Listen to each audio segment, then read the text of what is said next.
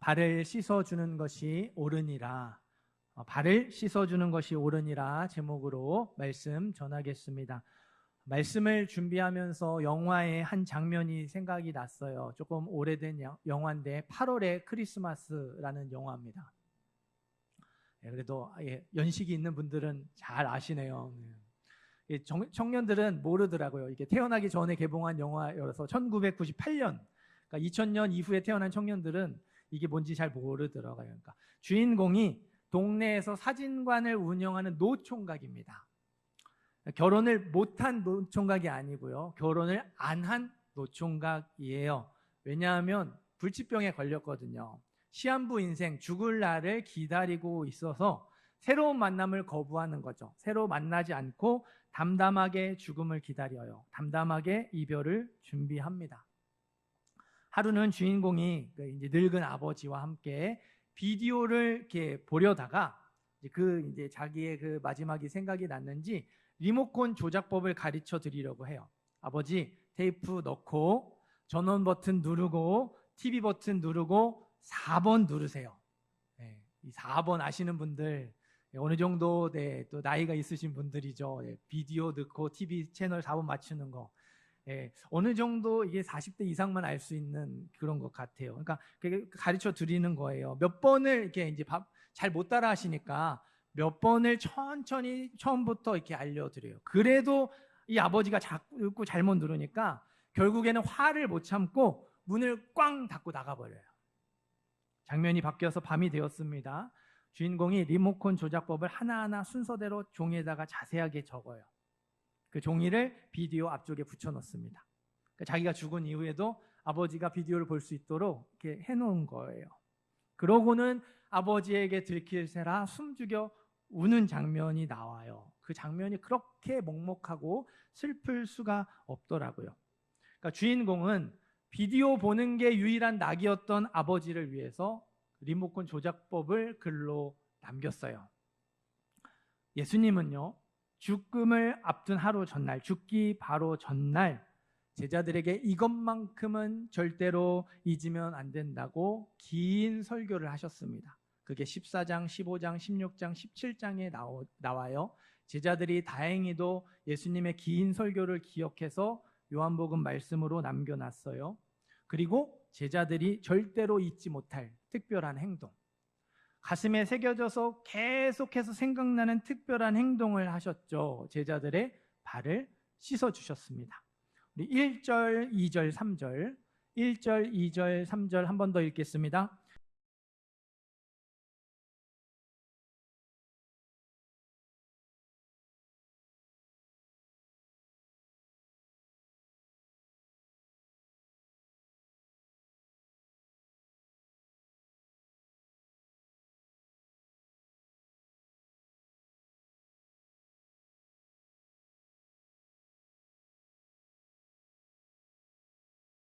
아멘.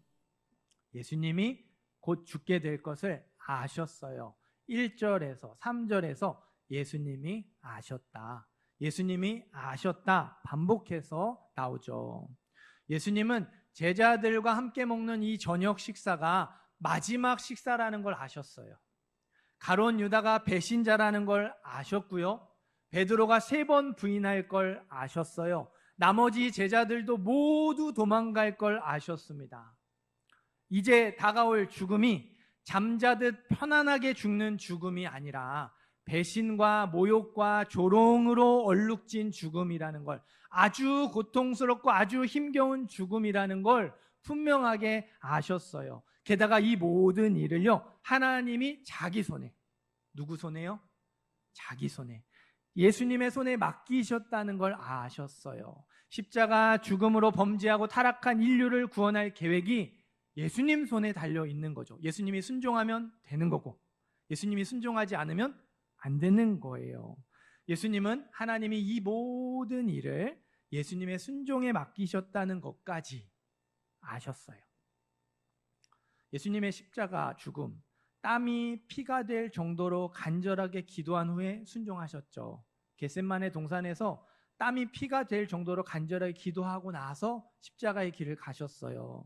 한 번으로는 부족해서 3번이나 기도하시고 나서 순종할 수 있었던 것, 3번이나 땀이 피가 될 정도로 간절하게 기도하고 나서 겨우 순종할 수 있었던 게 배신과 모욕과 고통으로 얼룩진 죽음이었죠. 십자가의 죽음이었어요. 그렇게 어려운 죽음이었다면요, 도망가는 사람 없이, 배신하는 사람 없이 12제자 모두 듬직하게 예수님 옆을 지키면 얼마나 좋겠어요. 끝까지 예수님 옆에 같이 있었으면 얼마나 좋겠어요. 이 12명 예수님이 철야 기도하고 나서 고른 사람들이에요. 지난 3년 동안 데리고 다니면서 함께 먹고 함께 자고 함께 생활하면서 모든 것, 예수님이 모든 것을 쏟아가면서 가르치고 양육했던 사람들이죠. 그런 제자들이 잠시 후에 하나는 배신하고 하나는 저주하고 저주하면서 부인하고 나머지는 다 도망가 버려요. 여러분이 예수님의 입장이었다면 어떤 마음이 드시겠습니까? 그 제자들을 보면서 어떤 마음이 드시겠어요? 제가 만약에 그 입장이었다면 가룟 유다의 이 뺨을 후려치고 멱살을 잡고 흔들면서 네가 나한테 어떻게 그럴 수 있냐고, 왜 나를 배신했냐고 다그쳤을 것 같아요. 베드로가 다 예수님 버려도 나는 절대 안 버립니다, 죽으면 죽었지 예수님 부인하지 않겠습니다 하잖아요. 제가 만약 예수님이었다면 너는 그 입이 문제라고, 그 주둥아리 좀 다물어라고 그렇게 말했을 것 같아요. 나머지 제자들에게도요, 너무 실망이라고 그렇게 쏘아붙였을 것 같습니다.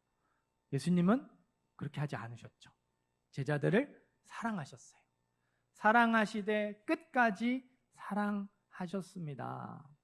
우리 읽지 않았지만 한번 21절 말씀, 뒤쪽에 있는 21절 말씀을 한번 같이 읽어볼까요? 21절 읽습니다.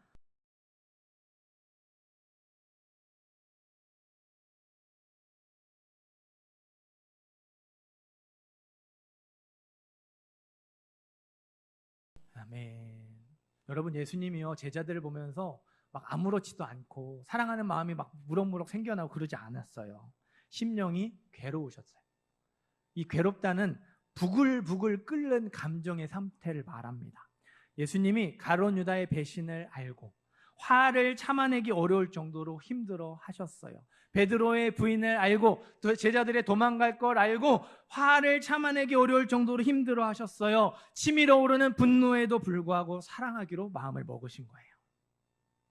같은 내용을 기록하고 있는 누가복음을 보면요, 제자들이 식사 자리에서 누가 큰지 싸웠답니다. 예수님은 그 부글부글 끓는 화를 참으며 사랑하려고 마음을 먹고 계신데 제자들은 그것도 모르고 누가 큰지 싸웠대요. 누가 예수님 옆에서 밥을 먹느냐, 누가 예수님 양쪽 옆에 앉느냐로 싸웠답니다. 우리 이렇게 그림을 하나 보여주시겠어요? 화면에. 네. 우리가 최후의 만찬하면 레오나르도 다빈치가 그린 그 그림, 그래서 일렬로 되어 있는 식탁을 생각하는데 원래의 식탁은 저렇게 디귿자로 되어 있는 식탁이었어요. 그러니까 이 디귿자에서 가운데 자리가 상석입니다. 거기 예수님과 예수님 오른쪽 왼쪽 옆에 3사람이 앉을 수 있는 거고, 양쪽 이제 좌우에 5명씩 이렇게 앉는 거죠. 그 예수님 양 옆에를 앉으려고 싸웠어요. 결과는 이 오늘 말씀을 기록한 요한복음을 기록한 요한의 승리였습니다. 23절 말씀을 보면요, 요한이 예수님의 품에 의지하여 누웠다고 이야기하거든요. 우리 다음 그림 보여주세요. 그러니까 그 디귿자 테이블에 저렇게 비스듬히 누워서 있는 거거든요. 그러니까 예수님 오른쪽에 앉은 사람은 자연스럽게 예수님 품에 안길 수 있는 거예요. 거기를 요한이 앉았습니다. 제일 좋은 자리, 요한이 앉았어요. 그럼 그 다음으로 좋은 자리, 예수님 예수님을 품에 안을 수 있는 자리는 누가 앉았을까요? 힌트가 26절에 나와요. 예수님이 가룟 유다에게 떡을 찍어서 주거든요. 저렇게 비스듬히 누워있는 상태에서 떡을 주려면 어떻게 해요? 오른손으로 주거든요. 바로 뒤나 바로 앞에 있어야 돼요. 앞에는 요한이 있고 뒤에는 누가 있는 거예요? 가룟 유다가 있는 거죠. 가룟 유다가 예수님 왼쪽에 상석에 앉았어요. 가룟 유다의 품에 예수님이 안길 수 있도록 예수님 왼쪽에 가룟 유다가 앉은 겁니다. 네, 이제 그림 내려주셔도 될 것 같고요. 예수님이 배신자를 밝히시는 사인으로 뭘 주셨어요? 떡을 주셨죠. 가룟 유다가 떡을 받았습니다. 하지만 제자들은요, 가룟 유다의 배신을 알아차리지 못했죠. 그 쉬운 거를 못 알아들어요. 왜 못 알아들었냐면요, 예수님의 이 사인에, 떡을 주시는 사인에 문제가 있었거든요. 이스라엘 사람들에게 식사 자리에서 떡을 주는 건요, 우정의 표시였습니다. 어떤 표시요? 네, 우정의 표시. 나 너 좋아해, 나 너 사랑해, 내가 너 좋아하니까 이거 하나 더 먹어, 이렇게 주는 거예요. 그러니까 식사 중에 자연스럽게 일어나는 행동 중에 하나였다는 거죠. 그러니까 예수님이 배신자에게 배신할 사람이 그다라고 주시지만 이게 자연스러운 행동이니까 제자들이 헷갈린 거예요. 예수님께 떡을 받는 걸 보고 가룟 유다가 배신자구나 생각하는 게 아니라 짜증나, 왜 또 예수님은 가룟 유다에게 떡을 주시고 예수님은 가룟 유다만 사랑하시지, 이렇게 생각을 하는 거죠. 일부러 사인을 헷갈리게 주시는 거예요. 여러분, 자신을 배신할 제자 가룟 유다의 예수님이 품에 안기십니다. 가룟 유다의 배신을 애매하게 밝히세요. 배신할 제자의 품에 안기시고 그거를 애매하게 밝히십니다. 못 알아듣게 밝히세요. 이것보다 확실한 사랑의 표현이 또 있을까요? 그럼에도 불구하고 나는 너를 사랑한다. 예수님은 가룟 유다를 사랑하시되 끝까지 사랑하셨어요. 가룟 유다만 사랑하셨을까요? 아니죠. 다른 제자들 모두 사랑하시되 끝까지 사랑하셨어요. 그래가지고 식사를 하다가 말고 자리에서 일어나시죠. 겉옷을 벗고 수건을 허리에 두르세요. 대야의 물을 가득 담아서 제자들의 발을 한 사람 한 사람 씻어 주셨습니다. 깨끗하게 씻어 주셨어요. 우리가 이렇게 양말 신고, 그래서 운동화 구두처럼 이렇게 발을 완전히 덮을 수 있는 신발 신고 이러니까 발 씻어주는 거에 대한 별 감동이 없는데요.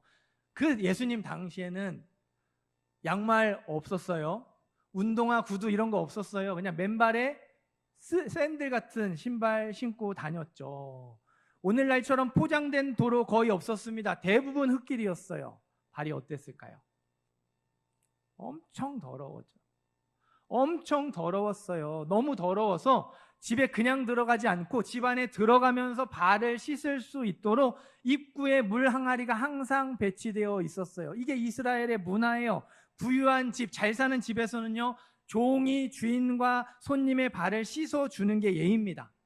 그런데 같은 유대인 민족, 유대인 종에게는 이 일을 시킬 수 없어요. 이방인 종에게만 시킬 수 있는 일이에요. 그 정도로 천한 일, 이방인 종도 마지못해서 하는 굴욕적인 행동이 발을 씻어주는 겁니다. 그런 일을 누가 하셨어요? 예수님이 하셨습니다. 제자들이 예수님의 발을 씻어드려도 모자랄 판국에 스승인 예수님이 제자들의 발을 씻어주셨죠. 왜 너무 당황하면 사람들이 이렇게 멍하니 있죠. 이렇게 너무 쉬운 것도 이렇게 대답하지 못하고 그러잖아요. 예수님 행동이 너무 갑작스러워서 제자들도 당황했어요. 더러운 발을 예수님께 맡겨드릴 수밖에 없었습니다. 막지 못하고 그냥 예수님이 발을 씻어 주시도록 그냥 가만히 있을 수밖에 없었어요. 너무 당황해가지고. 그 숙연한 분위기 속에 다 가만히 있죠. 한 사람 한 사람 발을 씻고 있는데 나 혼자 살겠다고 예수님을 말리면 분위기가 아주 이상해지겠죠. 그 어려운 걸 베드로가 해냈어요. 주여, 주께서 내 발을 씻으시나이까. 예수님, 제 발을 씻으시면 안 됩니다. 다른 제자들은 다 씻어주셨어도 저는 안 됩니다. 저는 다르거든요. 예수님이 말씀하시죠. 내가 너를 씻어주지 아니하면 너는 나와 상관이 없다. 그러자 베드로 한술 더 뜨죠. 주여, 내 발뿐 아니라 손도 씻어주시고 머리도 씻어주시고 다 씻겨주세요. 예수님이 이미 목욕했으니까, 너는 이미 목욕했으니까, 너는 이미 구원받고 거듭났으니까 발만 씻으면 된다 말씀하셔요. 그렇게 마지막으로 베드로의 발까지 다 씻어주셨어요. 제자들이 앞으로 어떻게 행동할 건지를 아셨잖아요. 배신하고 부인하고 도망갈 걸 아셨어요. 그럼에도 불구하고 끝까지 사랑하셨습니다. 사랑하시되 끝까지 사랑하셔서 한 사람 한 사람 그 더러운 발을 깨끗하게 씻어 주셨어요. 제자들은 이게 마지막 식사인지도 모르고 서로 높은 자리를 차지하기 위해 싸우고 있잖아요. 예수님이 그런 제자들을 꾸짖지 않으세요. 사랑으로 품어주시고 겸손으로 섬겨주셨어요. 마지막 날 마지막 행동으로 제자들을 향한 예수님의 사랑이 그들 마음에 깊이 새겨질 수 있도록 발을 씻어주셨어요. 제자들의 더러움을 씻어주셨습니다. 지금은 알지 못하겠지만 나중에라도 그 사랑을 깨닫게 되었을 때 이 철부지 제자들도 예수님처럼 살아가게 될 것을 기대하시면서 끝까지 사랑을 베풀어 주셨어요. 우리 12절부터 15절 말씀, 12절부터 15절 말씀 한 번 더 읽어보겠습니다.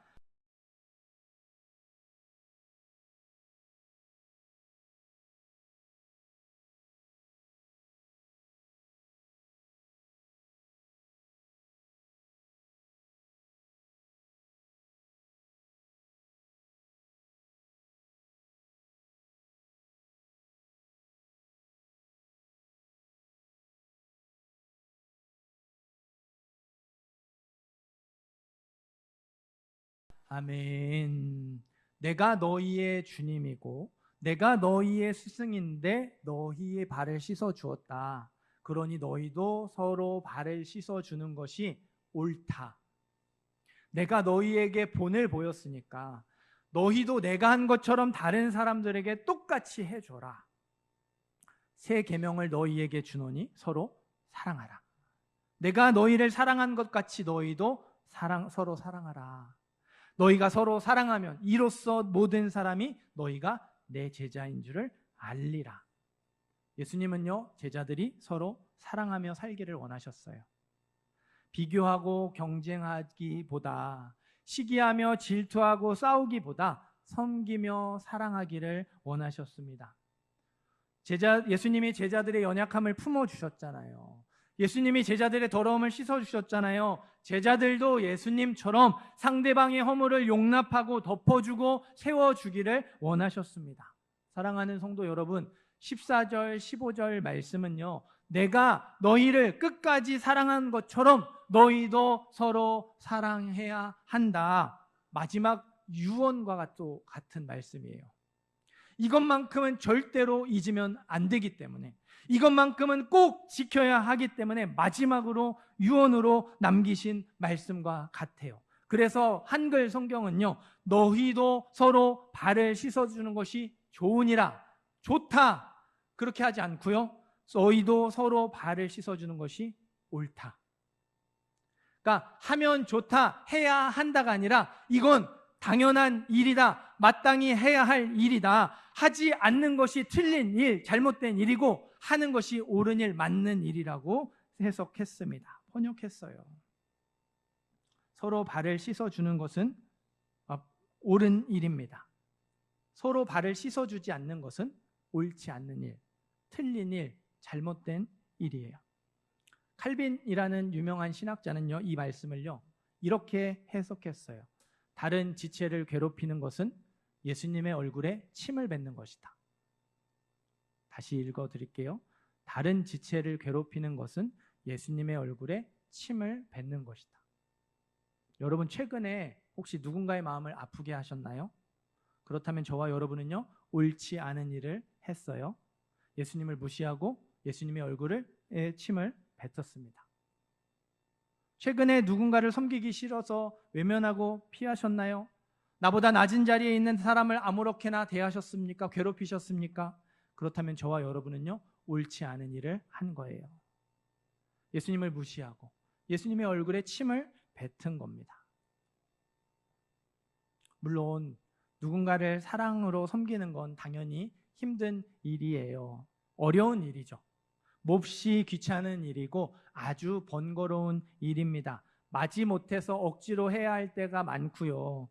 힘에 지나도록 섬기고도 사랑하고도 아무런 보람도 느끼지 못할 때도 많아요. 그러다 보니까 하기 싫고 부담스럽고 어떻게든 외면하고 싶은 것이 우리의 솔직한 마음이죠. 그러나 여러분, 예수님은 제자들에게 그리고 말씀을 듣는 저와 여러분에게요, 그렇게 살아야 한다고 유언을 남기셨어요. 꼭 그렇게 살기를 바라는 마음으로 직접 본을 보여주셨습니다. 우리는 예수님처럼 사랑하며 살아야 해요. 섬기며 살아야 합니다. 그렇게 되면 정말 좋겠습니다. 우리 성경을 조금 뒤로 넘기셔서 야고보서 1장 22절에서 25절 말씀 찾아보겠습니다. 야고보서 1장 22절에서 25절입니다. 함께 읽겠습니다.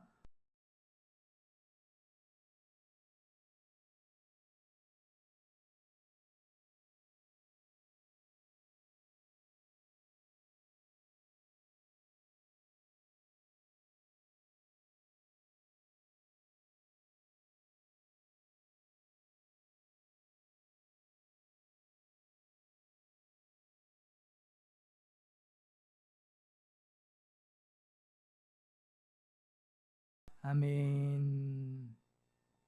우리가 우스갯소리로 이런 말들 종종 합니다. 교회 나가면서 들은 말씀 절반 까먹고, 저 문 열고 나가자마자 절반 다 까먹는데요.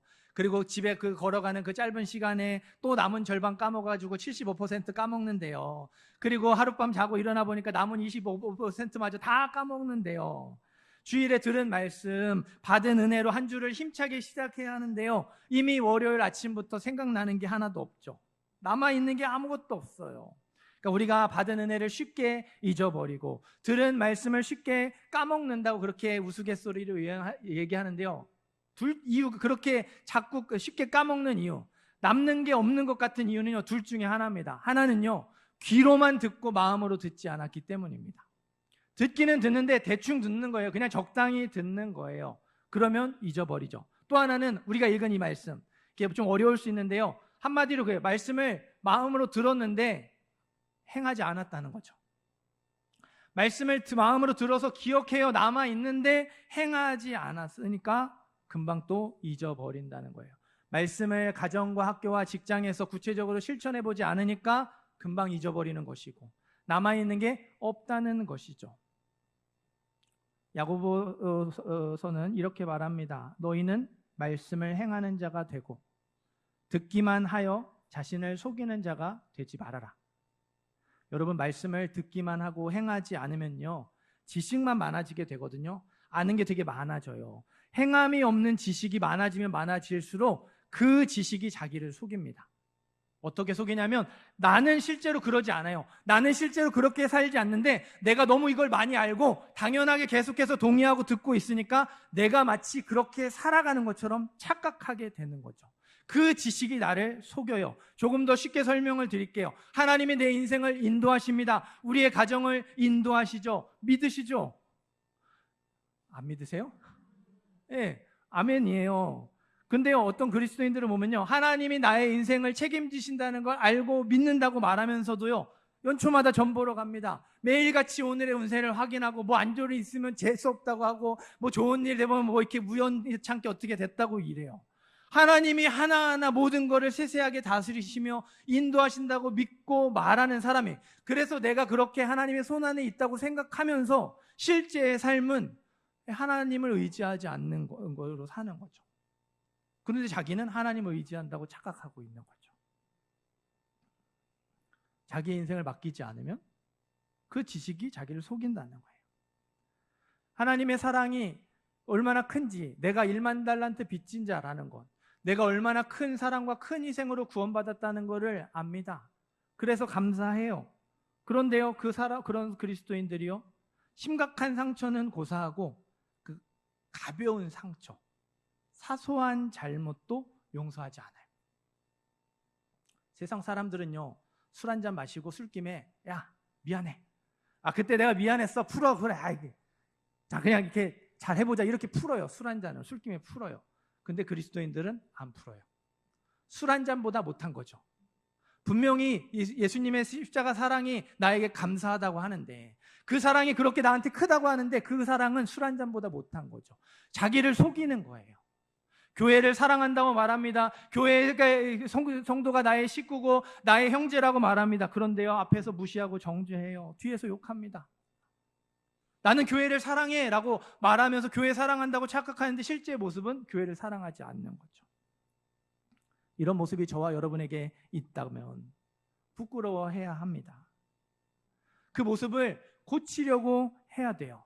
그 모습을 바꿀 생각을 하고 해야 돼요. 그런데 부끄러워하지 않고 그 모습을 고치지 않고 그 모습을 바꿀 생각조차 하지 않는다면, 나는 원래 이렇고 내 성격이 이렇고 나는 지금까지 이렇게 살았으니까 이렇게 계속 살 거야 라고 말한다면요, 우리는 자기를 속이는 자예요. 그 들은 말씀이 나를 속이고 있는 겁니다. 실제 나의 모습은 그렇지 않은데, 내가 들은 말씀이 내가 알고 있는 지식이 나인 것처럼, 내가 그렇게 사는 것처럼 착각한다는 것이죠. 여러분, 우리는 말씀을 집중해서 들어야 해요.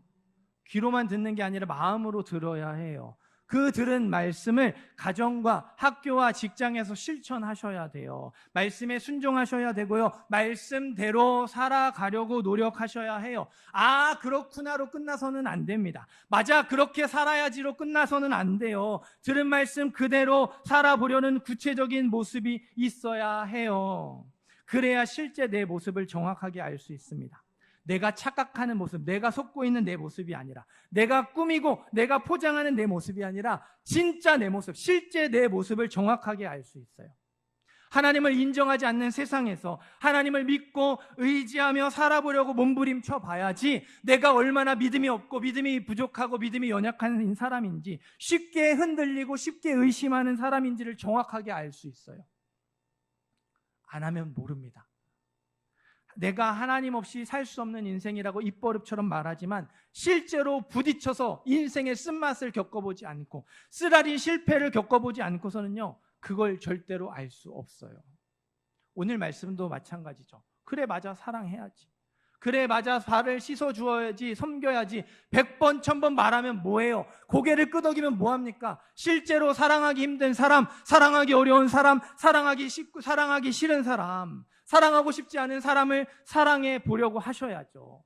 그렇게 사랑할 수 없는 사람을 사랑해 보려고 하지 않으면요, 아무 소용이 없어요. 예수님 보세요, 가룟 유다를 빼지 않으셨어요. 너 나 배신할 거니까 발 씻는 곳에서 열해, 너 저 맨 끝자리 가서 앉아, 이러지 않으셨어요. 가룟 유다를 가장 좋은 자리에 앉히시고 가룟 유다의 발을 먼저 씻어주셨죠. 사랑할 수 없는 사람을 사랑하셨어요. 다들 귀찮아하고 하기 싫어하는 그 일, 정말 번거로운 그 일을 내가 직접 떠맡아서 섬겨보지 않으면요, 발장 꽝입니다. 예수님이 그 발을 씻어주시는 세족의 장면이 없이 너희가 서로 사랑해야 한다, 너희가 서로 발을 씻어주어야 된다, 너희가 섬겨야 한다, 이렇게 말씀하셨다면 제자들이 그 말씀을 마음에 새겼을까요? 아니죠. 예수님이 먼저 섬기셨거든요. 예수님이 발을 씻어주셨거든요. 그러고서는 이렇게 해라 말씀하시니까 그 말씀이 마음에 새겨진 거예요. 여러분, 사랑하려고 해봐야지 내가 얼마나 사랑이 없는 사람인지, 내가 얼마나 사랑할 수 없는 사람인지, 사랑하고 싶은 사람도 사랑하지 못하는 사람인지를 알 수 있어요. 사랑하려고 노력해봐야지, 사랑하려고 부딪혀봐야지 내가 얼마나 속 좁은 사람인지를 알 수 있습니다. 내가 직접 섬기려고 해봐야 내가 얼마나 섬김받기를 좋아하고 내가 얼마나 이기적인 사람인지를 알 수 있어요. 내가 주와 또는 선생이 되어 너희 발을 씻었으니 너희도 서로 발을 씻어주는 것이 옳으니라. 우리가 예수님의 말씀대로 행해봐야 합니다. 그대로 실천해봐야 해요. 안 되는 거를 되려고 노력해봐야 돼요. 그래서 우리의 형편없는 실제 모습을 정확하게 마주하셔야 돼요. 내가 생각하는 것보다 내가 얼마나 형편이 없고 내가 얼마나 사랑이 없고 내가 얼마나 이기적인 사람인지를 정확하게 마주하셔야 돼요. 그리고 거기서 세상에 있는 자기 사람들을 사랑하시되 끝까지 사랑하시니라. 그 사랑이 말할 수 없는 은혜로 다가옵니다. 나의 실제 모습을 마주할 때에 사랑하시되 끝까지 사랑하시는 십자가의 사랑이 모든 것을 이겨낼 수 있는 능력이 되는 것이죠.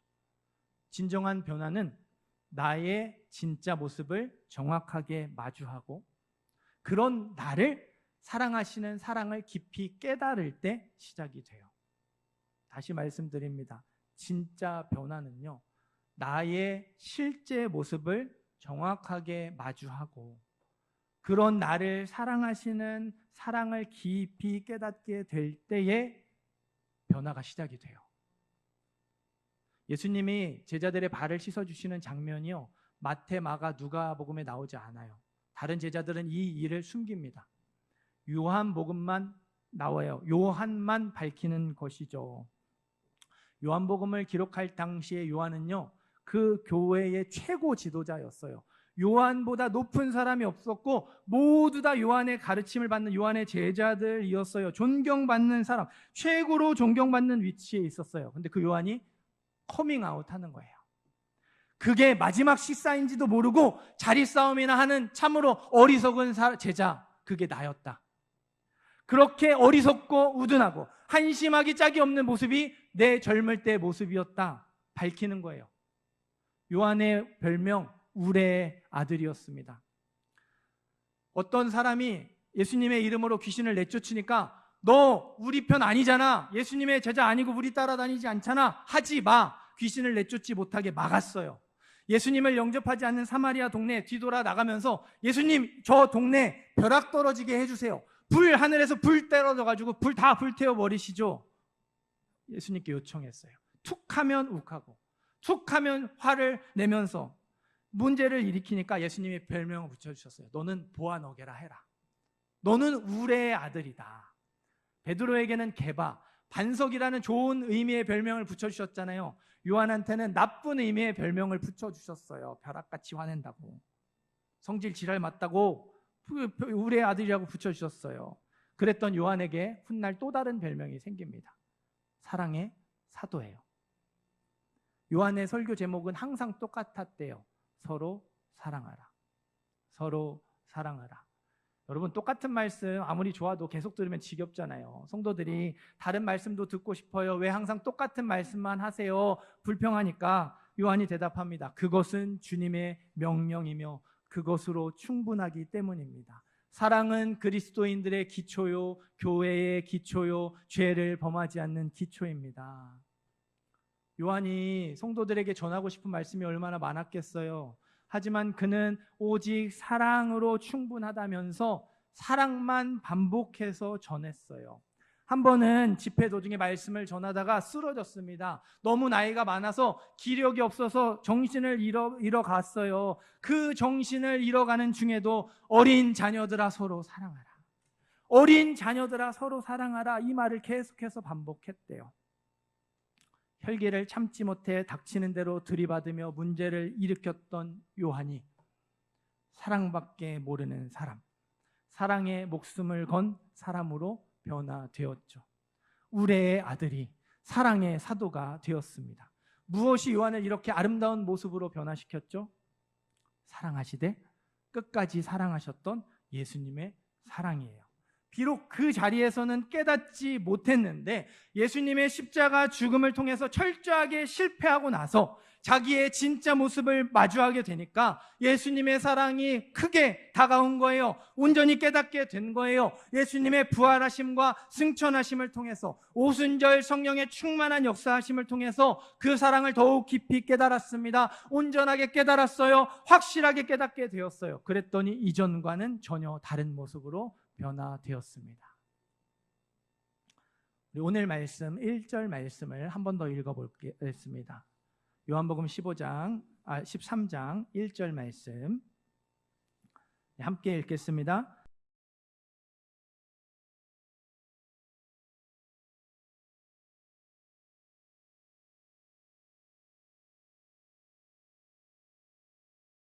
아멘. 요한이 고백합니다. 예수님이 자격 없는 우리를 사랑하시되 끝까지 사랑하셨다. 그렇게 형편없는 나를 사랑하시되 끝까지 사랑하셔서 지금의 모습, 너희가 보는 이 모습으로 나를 바꾸셨다고 고백을 해요. 그런데요, 잘 보세요. 요한이요, 우리 제자들을 사랑하시되 끝까지 사랑하셨다. 우리를 사랑하시되 끝까지 사랑하셨다 이렇게 하지 않죠. 뭐라고 해요? 세상에 있는 자기 사람들을 사랑하시되 끝까지 사랑하셨다고 기록하죠. 의도적으로 기록한 거예요. 이 요한복음을 읽는 성도들을 격려하고 응원하기 위해서. 예수님이 발을 씻어주시는 장면을 읽는 모든 사람들을 위해서 우리 제자들 이런 말 쓰지 않고요, 세상에 있는 자기 사람들, 거기에 너희도 포함되어 있다, 그렇게 의도를 가지고 기록한 거예요.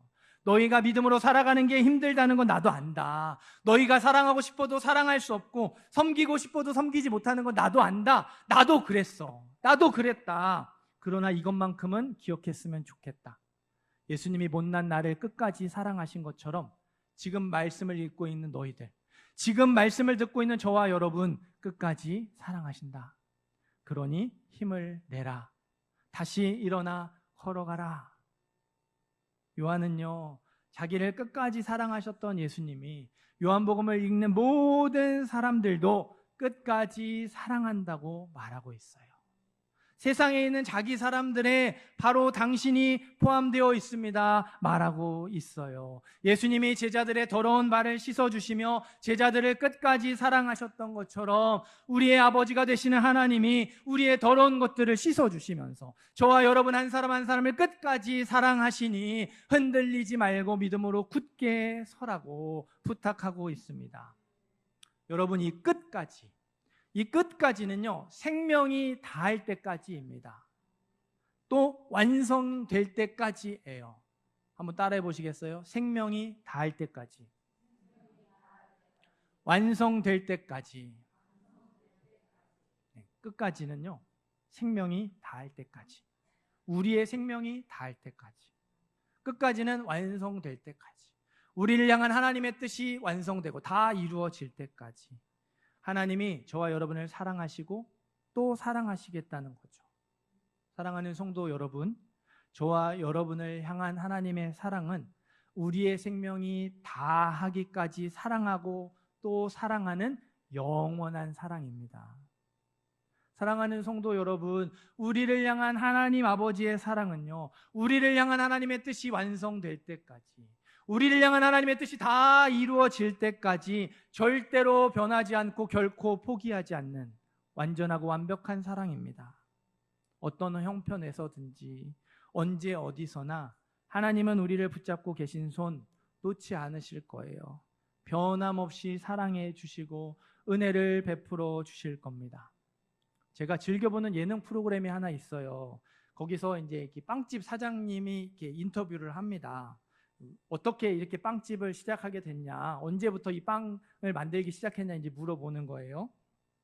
이 사장님이 이렇게 대답을 합니다.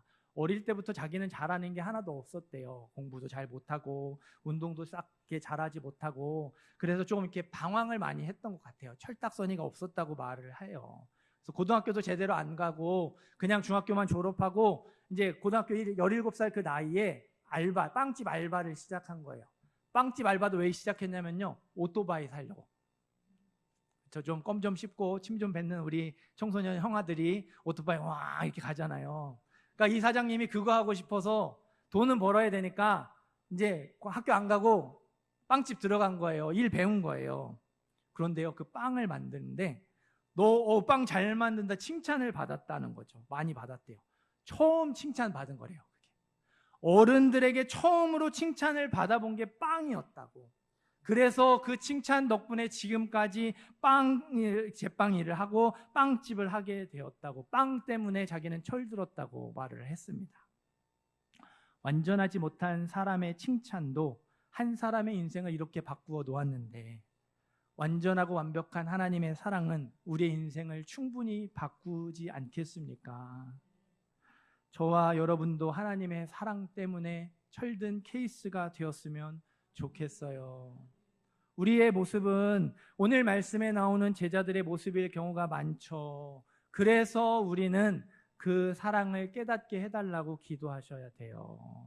우리를 죽기까지 사랑하신 십자가의 사랑, 우리에게 하나뿐인 아들을 주시고 전부를 주신 하나님의 사랑이 가슴 깊이 새겨지게 해달라고 기도해야 합니다.